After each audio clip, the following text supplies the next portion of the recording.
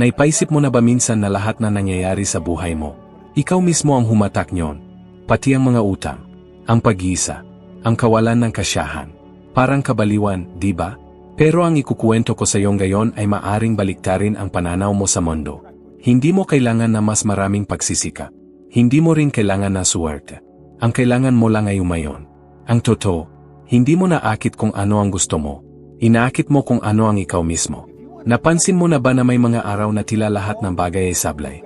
Hindi nag-alarm ang orasan, traffic sa kalsada, nahuli ka sa oras, nabuhusan mo ng cup ang damit mo, at para lalong sumama ang araw, tinanggihan pa ng sistema ang iyong bayad sa tindahan. At parang may sumpa, pero sa negatibong paraan, sunod-sunod na lang ang masasamang pangyayari. Naranasan mo na ba yon? Kaya mo siguro nasabing malas lang. Pero ang totoo, hindi yon malas. Yon ay resulta ng enerhiya na iniinda mo.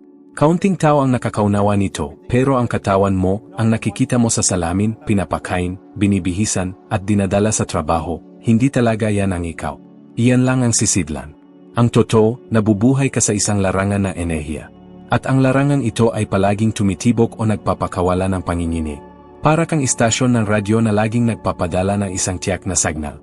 At ito ang mahalagang bahagi, naakit mo lang ang mga bagay na pareho ng panginginig na enerhiya mo. Hindi ito mahika.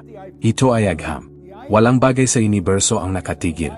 Lahat ay may panginginig. Lahat. Ang silya, ang dingding, ang katawan mo. Kung titigan mo ang katawan mo gamit ang isang elektronikong mikroskopyo, makikita mong ito ay binubuo ng mga atomong mabilis na gumagalaw. Isa kang buo ng enerhiya.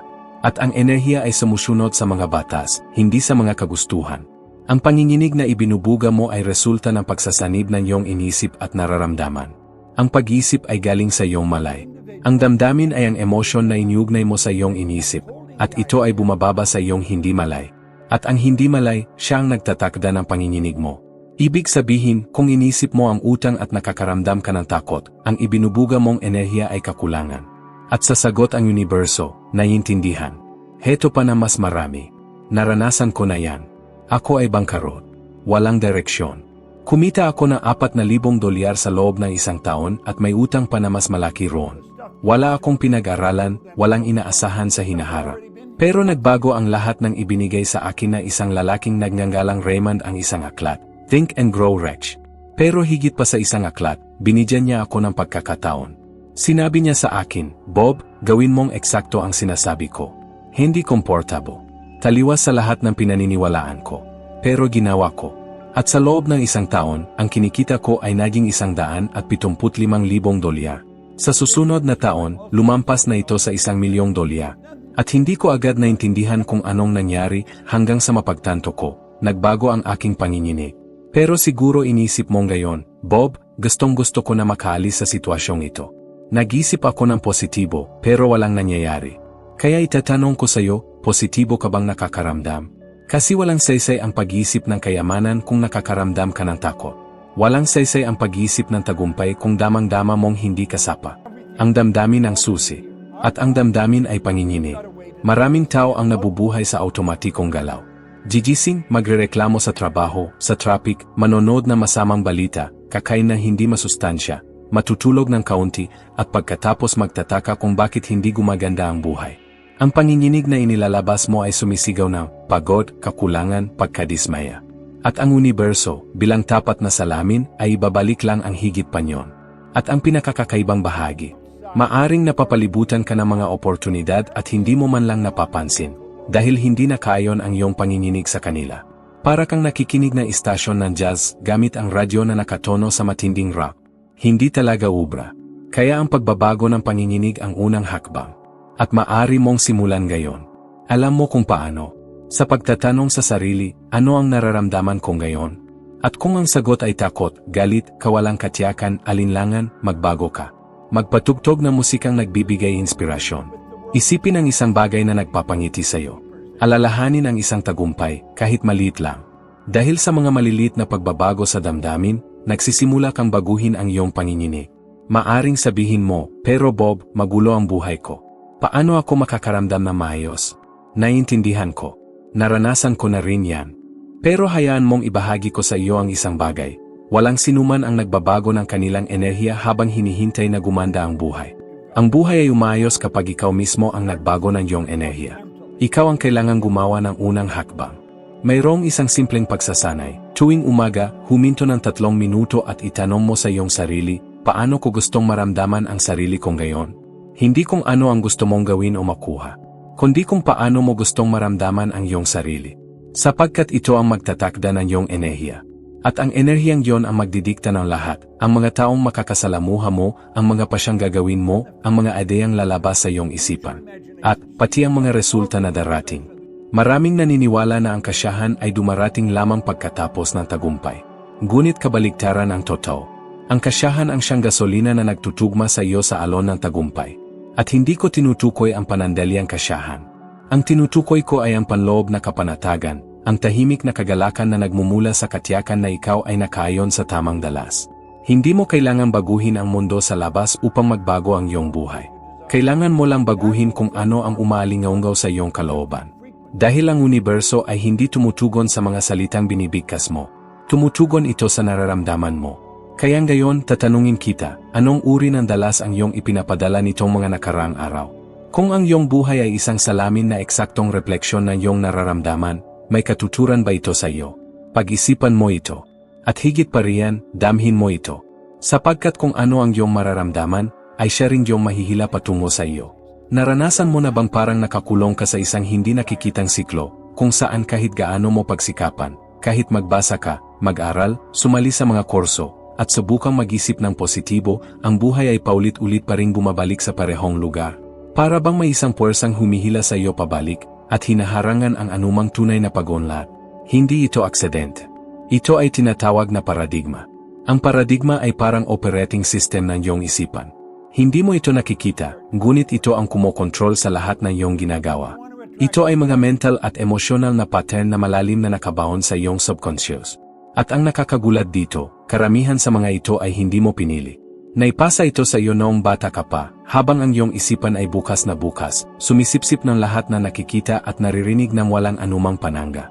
Lahat ng sinabi sa iyo, na mahirap kumita ng pera, na ang tagumpay ay para lang sa ilan, na kailangan mong magbanat ng buto habang buhay para magkaroon ng kaunting seguridad. Lahat ng ito ay unti-unting naitala, paulit-ulit na narinig at pinaniwalaan. At ngayon, ang mga ideyang ito ay parang mga programang automatikong tumatakbo. Umaakto ka, nakakaramdam at nagpapasya batay sa mga ito, kahit hindi mo namamalayan. Alam mo yung pakiramdam na kahit gustong-gusto mong magbago, bumabalik ka pa rin sa parehong mga gawe. Yung pangakong magsisimula ka ng magtipid, alis sa utang, o titigil sa pagpapaliban, pero maya-maya lang, inulit mo na naman ang dati mong ginagawa. Iyan ang paradigma na kumikilos. Para itong mental thermostat. Kapag sinubukan mong lumampas sa level kung saan ito nakaprograma, pinapagana nito ang isang internal na alarma, hindi komportableng damdamin, takot, alinlangan. Hindi dahil hindi mo kaya, kundi dahil ibang-iba ito sa kilala niyang normal. At lahat ng hindi pamilyar, binabasa nito bilang banta. Naranasan ko ito. Noong iniwan ko ang trabaho ko bilang bombero sa lungsod ng Toronto, wala akong ideya kung paano ako kikita ng pera. Pero sa hindi inaasahan, kumikita na ako ng higit sa $100,000 sa loob ng unang taon mula sa isang serbisyong paglilinis na ako mismo ang lumikha, kahit wala akong dating karanasan. Parang ibang mundo ang ginagalawan ko noon. Ngunit ang tagumpay, sa kabila ng lahat, ay nagdulot sa akin ng pagkalito at hindi komportableng damdamin. Dahil hindi ito tumutugma sa larawan ko ng sarili ko. At inabot ako ng halos 10 taon para maunawaan na ang problema ay hindi pera, hindi oportunidad, hindi rin trabaho. Ang problema ay ang aking paradigma. May mga taong nagsasabi, pero matalino ako. May pinag-aralan. Mahilig akong mag-aral. At sinasabi ko, napakaganda niyan, pero ang kaalamang intelektual ay hindi sapat para baguhin ang mga resulta. Sapagkat ang tunay na may kapangyarihan ay ang nasa ilalim ng kamalayan. At ang subconscious ay kumikilos lamang sa pamamagitan ng paulit-ulit na karanasan at damdamin. Walang silbi ang simpleng pag-unawa gamit ang lohika. Kailangan mo itong isapuso. Kailangan mo itong maramdaman. Tanging sa ganitong paraan mo mababago ang pattern. At dito nagsisimula ang tunay na labanan. Kapag sinusubukan mong magtanim ng bagong ideya, tulad ng paniniwala na mahari kang umunlad, maging malaya at matagumpay, agad itong tinatanggihan ng lumang paraan ng pag-isip. Ito ay tumutugon. Sinasabi nito, kalokohan yan, hindi yan para sa'yo, hindi yan ubra. At nagsisimula kang sirain ang sarili mong plano. Inaantala mo ang mga desisyon. Hindi ka naniniwala sa mga oportunidad. Nababaling ang atensyon mo sa mga bagay na walang kabuluhan. Nalulunod ka sa mga alinlangan. Napansin mo na ba kung paanong may mga pagkakataon na sinisimulan mo ang isang bagay na may buong sigasig at, makalipas ang ilang araw, nawawala na ang lahat ng sigla. Nawawala ang motibasyon at bumabalik ka sa lumang komportableng estado. Iyan ang luma mong sistema ng paniniwala na humihila sa iyo pabalik sa pamilyar na kinalalagyan. Gusto kong maunawaan mo ito, ang lumang paradigma ay hindi narito upang sirain ka. Nilikha ito para protektahan ka. Ang problema lang, natutunan nitong ang manatiling maliit ay mas ligtas. Kaya masakit ang paglago. Ang paglago ay nangangailangan na muling pagprograma. Ngunit ang magandang balita ay ito, maaari kang magprograma muli ng sarili mong isipan. Hindi mahalaga kung ilang taon kang nabuhay sa ilalim ng mapanlimiting paniniwala. Ang utak ay nababago. Ang isipan ay maaring sanayin. At ang hindi malay na bahagi ng isipan ay maaring i-record. Ngunit kinakailangan ito ng mulat na pag-ulit. Pag-ulit na may damdamin. Kaya magsimula sa pagmamasid. Pansinin ang mga kaisipang kusang lumilitaw tuwing binabanggit mo ang tungkol sa pera, sa tagumpay, sa pagbabago ng buhay. Ilang ulit mong nagisip ang mga salitang, hindi yan para sa akin, magkakamali lang ako, hindi ako sapat. Ang mga kaisipang yan ay tinig ng iyong lumang paniniwala. Ngayon, subukang isipin ito, kung magpapatuloy ka sa ganitong klas ng pag-isip, nasaan ka na kaya pagkalipas ng 5 taon? May isang kwento na marahil ay pamilyar sa iyo. Si Sylvester Stallone. Isinulat niya ang kwento ng Rocky habang halos wala siyang pera. Dumating pa sa puntong ibinenta niya ang kanyang alagang aso dahil hindi niya ito kayang pakainin. Inalok siya ng pera para sa kanyang kwento, ngunit nais niyang siya mismo ang gumanap bilang pangunahing karakter. Walang naniwala sa kanya. Pero hindi siya sumuko sa paniniwala ng kakulangan. Pinanghawakan niya ang kanyang pananaw. Sa huli ang kanyang kwento ay naging pelikula, nabawi niya ang kanyang aso, at siya ay naging isang alamat sa pelikula. Iyon ang muling pagprograma ng pananaw sa pamamagitan ng paulit-ulit na paniniwala sa sarili. Hindi mo kailangang magsulat ng pelikula, pero kailangang may sulat mo ang isang bagong kwento sa iyong isipan. Isang kwento kung saan hindi ka biktima, kundi ikaw ang may akda. Para gawin ito, subukan mo ang isang payak ngunit makapangyarihang gawain, pumili ng bagong paniniwala. Halimbawa, ako ay masagana, karapat-dapat ako, kaya ko ito. At ulit-ulitin mo ito araw-araw, may damdamin, may pananampalataya, may malinaw na larawan sa isipan. Gawin mo ito pagkagising at bago matulog, kung kailan bukas na bukas ang iyong isipan sa mga bagong ideya. Sa simula, mararamdaman mong parang kasinungalingan. Parang may mali. Kasi bago ito. Pero magpatuloy ka. Sapagkat bawat pag-ulit ay isang hakbang palapit sa isang bagong sistema ng paniniwala. At kapag ang bagong paniniwalang ito ay naging mas malakas kaysa sa luma, kusang magbabago ang iyong buhay. Hindi dahil nagbago ang mundo, kundi dahil nagbago ka mula sa loob. At kapag ikaw ay nagbago sa loob, tumutugon ang mundo. May mga tao na naniniwalang ang pagiging mahirap ay usapin lang ng kamalasan. Ang iba naman ay inisip na ito'y tadhana, dahil ipinanganak sila sa maling lugar, sa maling pamilya, sa maling panahon. Pero kakaunti lamang ang nakakaunawa na ang kahirapan ay hindi lamang pisikal na kondisyon. Isa itong alon na enerhiya. Isang uri ng pagvibre. At habang nakayon ka sa ganitong uri na enerhiya, walang saysay kung gaano ka kasipag, gaano ka kaalam o gaano ka kadeterminado, ang paulit-ulit mong maakit ay kakulangan, hirap at kabiguan. Alam kong mahirap pakinggan ito. Ngunit ito ay katotohanan. Hindi ka yumayaman sa simpleng pagdami ng salapi. Yumayaman ka kapag nagbago ang nararamdaman mo sa loob. Dahil ang damdaming yon ang nagpapabago sa enerhiya. At ang enerhiya ang humuhubog sa kung ano ang naakit mo. Ang isipan ng tao ay parang magneto. Hindi mo naakit ang gusto mo. Inaakit mo kung ano ka. At kung ano ka ay hinuhubog na nararamdaman mo. Ang mga taong takot mawalan ng pera, madalas nawawalan. Ang mga taong inisip na hindi sila sapat, madalas tinatanggihan. At ang masakit pa, hindi nila alam na sila mismo ang nagdudulot nito sa sarili nila. Sa paraang hindi nila namamalayan. Sa pamamagitan na enerhiya. Sa loob ng maraming taon, pinanood ko ang ganitong pattern sa daan-daang tao. Mabubiti sila. Masisipag. Matatapat. Pero sa kaibuturan ng kanilang kalooban, ang kanilang enerhiya ay nakatuon sa kakulangan, sa pagdududa, sa kawalan ng tiwala sa sarili. At ang universo, na laging sumusunod sa ating panloob na estado, ay paulit-ulit lamang na ibinabalik kung ano ang inilalabas natin. Nakakita ka na ba ng mga taong laging sinasabi na, wala talagang nangyayari sa buhay ko? Hulaan mo kung ano ang patuloy nilang nararanasan. wala talagang nangyayari. Mayroong isang tahimik ngunit paulit-ulit at mapanirang siklo na lumilitaw kapag ang isang tao ay namumuhay na may kamalayan sa kakulangan. Palagi niyang inulit sa sarili ang mga salitang tulad ng, "Hindi ko kaya, hindi yan para sa akin, masyadong mahal, hindi posible yan." Hindi niya namamalayan, pero araw-araw niyang pinapatunayan sa sarili na wala siya, hindi niya kaya, at hindi siya karapat-dapat. Ang kanyang isipan, lalo na ang bahagi nitong hindi niya lubos na namamalayan, ay tinatanggap ang bawat isa sa mga paniniwalang ito bilang katotohanang hindi matitinag. Unti-unti, ito'y nagiging kilos, desisyon, ugali. At higit pa riyan, nagiging enerhiya. Alam mo ba kung paano ito lumalabas sa totoong buhay? Kapag may dumating na pagkakataon at sinasabi mong, hindi pa ngayon ang tamang oras. Kapag may lumitaw na paraan para umunlad ka pero nadarama mong, hindi ka pa handa. Kapag natatakot kang mamuhunan, manggarap o sumubok ng bago. Ang lahat ng ito ay bahagi ng paradigma ng kahirapan na pilit kang pinoprotektahan mula sa pagbabago. Ayaw nitong tumaas ang iyong dalas. Kasi masakit ang pagbabago. Hindi komportable. Kaya't paulit-ulit ka nitong binabalik sa parehong siklo. Ang kahirapan ay hindi nagsisimula sa bulsa. Nagsisimula ito sa isip. At maaari ba kitang sabihan ng isang bagay? Naranasan ko na rin yan. Alam ko ang pakiramdam. Umabot ako sa puntong halos hindi ko na kayang bayaran ang upa sa bahay. Nakikita ko ang ibang tao na umaasenso at inisip ko, swerte lang sila o may koneksyon sila. Hanggang sa isang araw, napagtanto ko na ako mismo ang tumutulak palayo sa kasaganaan. Hindi dahil gusto ko, kundi dahil ako'y nagpapadala ng enerhiya ng kakulangan. Naalala ko ang isang tiyak na sandali.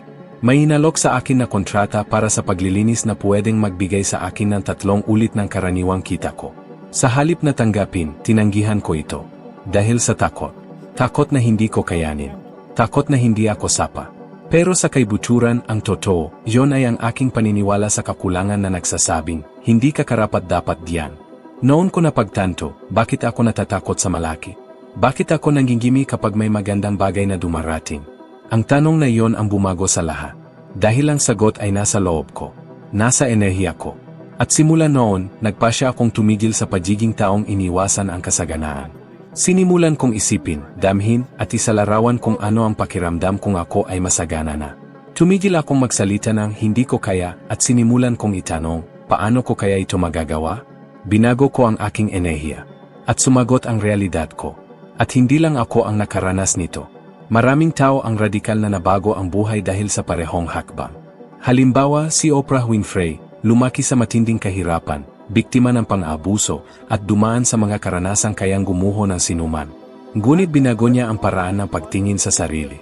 Nang nagbago ang kanyang panloob na dalas, napilitan ang panlabas na mundo na makisabay. Gayon naman, tingnan natin ang kabilang panig. Si Mike Tyson, isa sa pinakadakilang boksinggero sa kasaysayan. Kumita siya ng higit sa $300 milyong, nakatumbas ng humigit kumulang 18 bilyong piso. Ngunit sa loob niya, dala pa rin niya ang paniniwala sa kakulangan, sa pagwasak ng sarili, sa kakulangan ng pagpapahalaga sa sarili. Ano ang nangyari? Naubos ang lahat. Nalugi. Dahil hindi mahalaga kung magkano ang kinikita mo, ang mahalaga ay kung ano ang naakit mo. At kung hindi nakatugma ang iyong dalas sa kasaganaan, mawawala ito. Hindi ito kababalaghan. Ito ay isang pattern. At ang mga pattern ay maaring obserbahan, ulit-ulitin at mapatunayan. Ayon sa mga bagong pag-aral mula sa Universidad ng Princeton, ang estado ng emosyonal na kakulangan ay malaki ang epekto sa kakayahan ng isipan. Binabawasan nito ang kapasidad sa pagdedesisyon, pagiging produktibo at pangmatagalang pananaw. Ang isipan na nasa kakulangan ay lateral na nakakakita ng mas kaunting mga posibilidad. Ngayon, mag-isip ka. Anong mga pananalita ang umikot sa isip mo nitong mga nakaraang araw? Wala akong pera, hindi yan para sa akin, hintayin ko na lang ang susunod na buwan. Ang bawat isa sa mga ito ay parang angkla na kumakapit sa iyo sa dalas ng kakulangan. Pero pwede mo iyong baguhin. At pwede kang magsimulang gayon. Sa araw na ito, huminto ka sandali, kahit 5 minuto lang. Huminga ng malalim. At isulat ang 3 bagay na gusto mong maranasan ngunit sa ngayon ay tila napakalaki para sa iyo. Pagkatapos, sa tabi ng bawat isa, isulat mo, ano kaya ang hitsura ng buhay ko kung ito ay totoo na? At damhin mo. Isipin mo. Hindi mahalaga kung tila katang isip ito.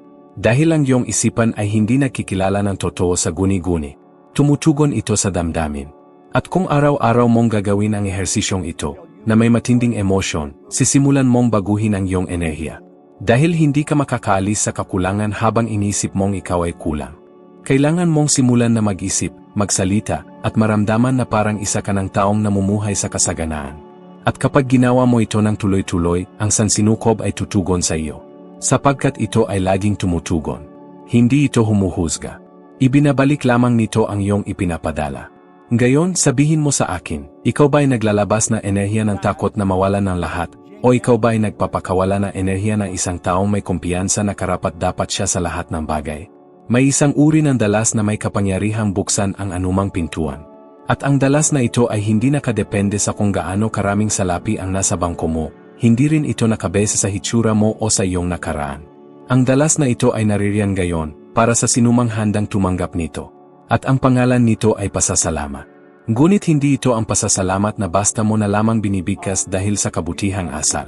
Ang tinutukoy ko ay isang malalim, buhay na pasasalamat, ang uri ng pasasalamat na nadarama mo sa buong katawan. Na bigla ka na lang gumingiti ng hindi mo namamalayan. Na binabago ang enerhiya ng iyong kaluluwa. Karamihan sa mga tao ay naghihintay munang makamit ang resulta bago sila magpasalamat. Kapag nagkaroon ako ng pera, magpapasalamat ako. Kapag natagpuan ko na ang pag-ibig ng aking buhay, doon pa lang ako magpapasalamat. Pero hindi ganyan gumagana ang sansinukob. Hindi ito naghihintay na may makuha ka bago ka bigyan. Ang hinihintay nito ay ang iyong pakiramdam. Sapagkat ang damdamin mo ang lumilikha ng dalas. At ang dalas mo ang humihila ng mga bagay papalapit sa iyo. Ang sikreto ay baliktarin ang lohika. Huwag kang magpasalamat pagkatapos tumanggap, kundi magpasalamat bago pa man mangyari. Parang totoo na. Parang nasa iyo na ito. Dahil kapag nararamdaman mo ang pasasalamat para sa isang bagay na hindi pa nangyayari, sinasabi mo sa iyong isipan sa kaibuturan, akin na ito. At tinatanggap ito ng iyong isipan. At nagsisimula na itong magtrabaho upang may sakatuparan ito. Maaring mukhang napakasimplo nito. Pero ito ay totoo. Ang pasasalamat ay isa sa pinakamabilis na paraan upang baguhin ang dalas ng iyong enerhiya. Kapag ikaw ay nasa estado ng pasasalamat, hindi ka natatakot. Hindi mo nararamdaman ang kakulangan. Hindi ka nakakaramdam ng galit. Ang pasasalamat ay hindi kaayon na negatibidad. Nililinis ka nito. Inaangat ka nito. Naalala ko ang isang partikular na araw. Nasa lungsod ako ng Toronto. Panahon ng taglamig. Ang lamig ay parang kutsilyong humihiwa sa mukha, at ang malamig na hangin ay pumapasok sa mga manggas ng aking coat. Halos wala akong pera sa bulsa. May mga pagkakautang ako na hindi ko kayang bayaran. Nawalan ako ng oportunidad sa trabaho at pakiramdam ko ay isa akong pagkabigo. Sa araw na iyon, gusto kong magreklamo, sumuko at lumubog sa kawalan. Pero sa hindi ko may paliwanag na dahilan, pagdating ko sa bahay, umupo ako sa misa, kinuha ang isang lumang kuwaderno at nagsimulang magsulat. Hindi ko alam kung bakit, pero isinulat ko, salamat sa sasakyang minamaneho ko. Wala akong sasakyan. Salamat sa malawak at maaliwalas na tahanan. Nakatira ako sa isang maliit na silid.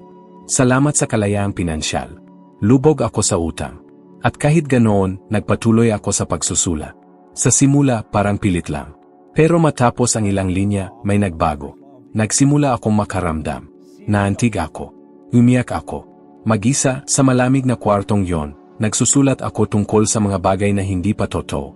Pero sa loob ko, sa sandaling yon, totoo na ang mga yon. At daon nagsimulang magbago ang aking dalas. Hindi ito nangyari agad-agad. Hindi ito kagya. Pero mula noon, unti-unti nang umayos ang lahat. May mga oportunidad na lumitaw. May mga tamang taong dumating. At ako'y nagbago na. Ako'y handa na. Dahil ngayon ang inilalabas kong enerhiya ay kasaganaan, kahit hindi ko pa ito nakikita.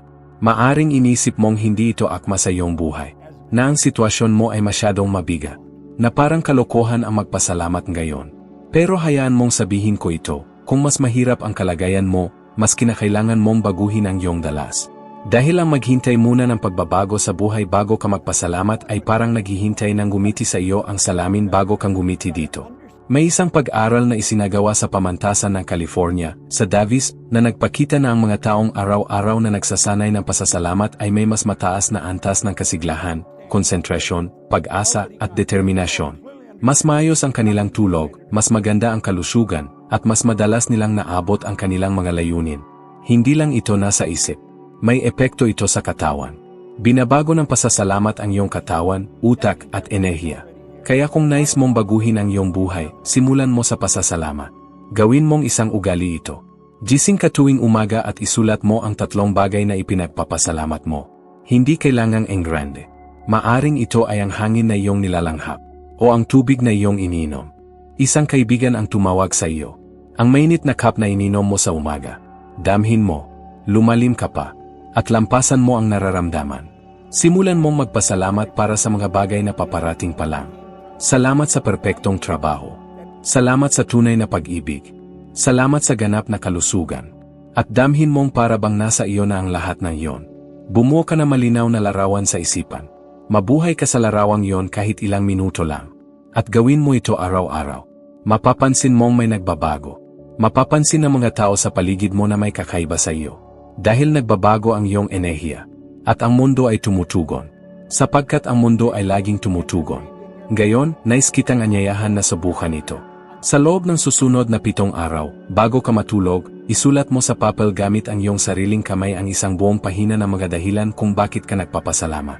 Isama mo ang mga bagay na mayroon ka na at ang mga bagay na hinahangad mo pa. Ngunit isulat mo silang lahat sa kasalukuyang panahon. At damhin mong totoo ang bawat isa.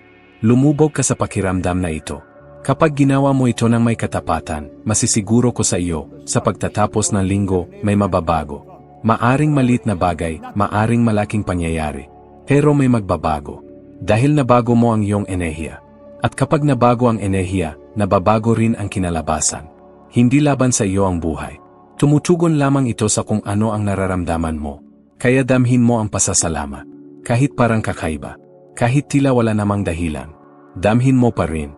Sapagkat ang damdaming ito ang nagbubukas ng daan sa lahat na nais mong maranasan sa buhay. Ang lahat ng ito ay maaring ibod sa isang katotohanan. Hindi mo naakit ang mga bagay batay sa kung ano ang iyong gusto, kundi batay sa kung ano ang iyong ipinapadalang enerhiya. Kung walang nagbabago sa iyong buhay, maaring dahil hindi nagbabago ang iyong dalas. At narito ang magandang balita, maari mo itong baguhin, simulan gayon sa pagbabagong inisip mo, sa pagbabagong nararamdaman mo, at higit sa lahat, sa pagbabagong pinaniniwalaan mong possible para sa iyo. Kung ang mensaheng ito ay nakagalaw sa iyong damdamin, kung ito'y nagtulak sa iyong magnilay, ibig sabihin ay handa ka nang umakyat pa ng isang antas. At ang susunod na antas ay naririyan na, sa susunod na video na nakikita mo na sa iyong screen. Doon, lalo pang lalawak ang iyong kamalayan at magiging kahit 1% kang mas mahusay kaysa sa kung sino kang ngayon. Maraming salamat sa iyong presensya. Hinihintay kita sa susunod na hakbang ng iyong pag-unlad. Sama-sama tayong lalakad.